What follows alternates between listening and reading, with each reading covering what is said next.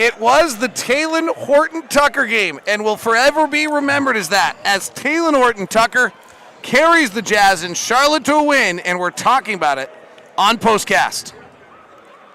David Locke along with Ron Boone as the Utah Jazz pull off a 119-111 win over the Charlotte Hornets. Talen Horton Tucker was the story, 37 points, 9 rebounds, and 10 assists.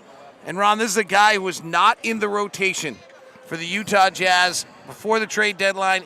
Colin Sexton's gotten hurt, Mike Conley's gotten traded, and he ends up being the starting point guard for the Utah Jazz, and he just looks more and more comfortable, and tonight he was just flat out dominant. Well, the more minutes he gets, the more comfortable he's going to get. And don't forget, this is a new position for him, a new responsibility, having to play this position. And he's a player that likes to play with the ball in his hands, and usually when the ball is in his hand, it's about him. But things have changed here since he's been in that point guard position. Let's get into that, because there were times this year where you know his game was not like, it was tough. Yes. It was a little rough at times. What have you seen, and how has it evolved? You know, I think minutes and the fact that I'm sure he's had a lot of conversations with Will about being a point guard and how to make things happen out there on the floor. So minutes has really slowed him down a little bit, and to the point where he's not going into the ball game knowing that he's only going to get a few minutes at a time, and he has to make an impact on the game and score and do what he does best. What I didn't see tonight was he made some of those low percentage shots, and I think that helped. He ended up with, I think, 13 shots at the rim tonight. Like, there aren't a lot of guards in the NBA that can get 13 shots at the rim in a game. Now, he made 9, so that's unusually high, and he is not a particularly good rim finisher. That has been an area that he has to develop. He's like below 60%. He's the lowest rim finisher on the roster. And so he goes 9 of 13 tonight, was certainly helpful. But the 13's the number that jumps out to me there, Ron, is there just aren't that many guys in the league that can go get 13 shots at the rim on a given night. Yeah, his size, he's 6'4", 6'4 and a half, 6'5", somewhere in there. But he's about 210, 220. And you're absolutely right, David, because his speed is deceptive, and then he likes to spin. He sets you up, and then he spins back to the basket. Now he's looking for it. He has to find it. And I think that's where some of the low percentage shots have come from, because when he spins, now he's got to find the rim, and then, who knows what kind of shot he's going to put up. But he is definitely a guy that likes to drive. I think his perimeter game is changing. I mean, it's getting better. His confidence is definitely getting better. And, again, you can't say enough, David, about what playing time does to an athlete that's so good. Bonchecchio, same thing. I think he's starting to progress there as well because of playing time out there on the floor. So Talen goes 2 of 5 from 3 tonight as well. His three-point shooting was really troublesome in LA, and it's up about 35% or so since he's been back, since the trade, since the starting line. I mean, if he becomes a viable three-point shooter with that type of driving ability, that's a real offensive force. Yeah, just think about that. You become a three-point shooter that's respectable, and all of a sudden you got to run Tucker off the three-point line. What's that do? Adds to his driving ability to get to the basket. And with the spacing, the way that he's spacing nowadays in the league, that just helps him. So the more he works on his three-point shooting, what I like about it, he's not one that shoots off the dribble or off the catch. Most of his three-point shots are facing the basket, feet set, let it fly. Jazz did a nice job with him getting him downhill, but he also finished both left and right-handed. There was a really telling sequence where he scored both left and right-handed. Then you had this kind of Chris Dunn came off the bench going left, right. Like there was a lot of celebration around THT today. Well, if you're going to drive to the basket, David, and I like guys that can put the ball on the floor, get to the basket, and use both hands. And we thought Abaji, he can do it. But Tucker, we knew he could do it, and he's just getting done. That just makes his ability to drive to the basket a little bit easier when you can do that. A few other notes tonight. Walker Kessler was really quite dominant. The official number, I think, on cleaning the glass that I was given by Tim Lacombe, and then I'm checking it right now on NBA stats, is that the Hornets were 11 of 27 at the rim tonight. 11 of 27 shooting at the rim tonight by the Hornets. And I said in the broadcast, like, I can't imagine what Walker's numbers are going to be tonight defending the rim, because it just felt like he impacted everything. Well, it just shows that he ended up blocking 3 shots tonight, but it also shows that he has all the respect in the world in the NBA right now. I mean, obviously he's on a scouting report. Obviously that the way Will, and we went through this before the ball game, of how the Jazz wanted to defend when he's on the floor. It's 1 through 4, and they chop blocking, sending guys to the baseline so they can keep Walter Kessler closer to the basket.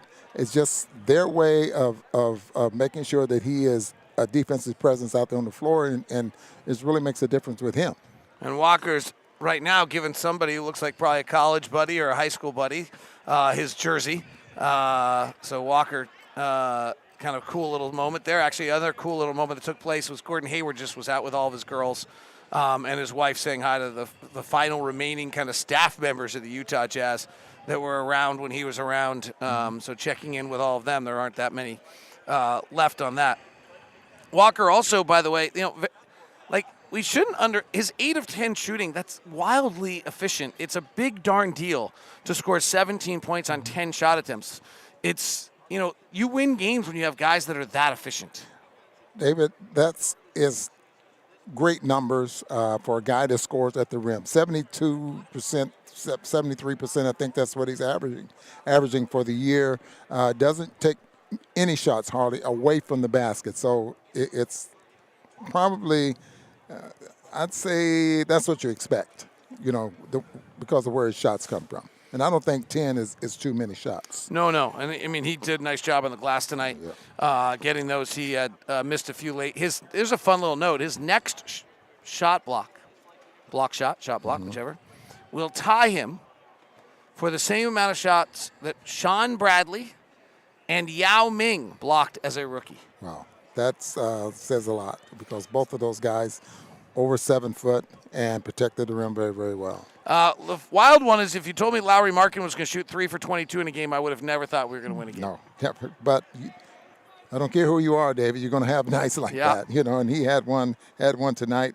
I don't think he's one of those guys that's going to affect him as well. We'll know when we get to Miami if he misses 2 or 3 in a row, if he's starts backing down a little bit. Yeah, he didn't seem real bothered by it while it was going on tonight. He kept shooting. He took 22 shots. He didn't ever slow down in the process. It wasn't like he, the other one I thought was just interesting overall tonight. There were 2 things in the game that I think are worth mentioning. One is the Hornets run the most off-ball screens of anyone in the NBA. They just never got into that game. Like, sometimes as a broadcaster, it's super hard to talk about things that aren't happening. That didn't happen. They're an off-ball screen game. They run 60 a game. It's the second most in the league, and they just never got that going. Never got it going, and they didn't get into – and maybe the Jazz defense had a lot to do with that, because what we were expecting didn't happen tonight. And who knows? But the three-point shooting wasn't there maybe till the second half there for the Hornets. Jazz defense and the way they structured things so the Hornets have to score in the paint with Kessler there really made a big difference. The other one I would say that I thought was interesting tonight, and Ochai Agbaji really aggressive early, like played with just a force. And Will Hardy's been asking him to unlock his, MVP, college MVP play. And I thought, I don't care that he shot 3 for 10 and 2 for 7. I mean, we saw that. He drove to the basket. He was quick with the shot attempts. He was really aggressive tonight. Yeah, he's going to get better there as well. And the more, as you just mentioned, he's been validated by Will to play your game and don't hold back. And we want you to improve. We want you to be part of everyone's scouting report, and we want you to look forward to next year, because that's the kind of game we want you to play. I mean, honestly, if you watch what the Jazz are doing out on the floor, they're developing and playing talent for next year. And if they win along the way, that is fine. Yeah. But they are running plays and doing things and defensive schemes that are about development for the future for their players. And that's really, it's very clear that that's what's going on. Yeah, because once next year gets here, everything that they're running now, they're very familiar with. That makes training camp a little bit shorter.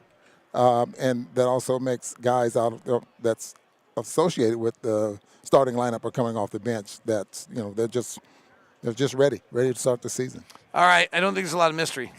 Yes, it's only 2 players there. Talen Horton-Tucker, Walker Kessler are the stars. There's no question. Casey doesn't even get a pick. No, there's Lacey actually has already voted 23 times and is pointing out that our new mayor is Walker Kessler after his interview with me. So that wraps us up. We will be back with you from Miami, Locked on Jazz for you Monday from Miami, and then we play Monday, right? And then we fly home Tuesday. Tuesday. So, all right.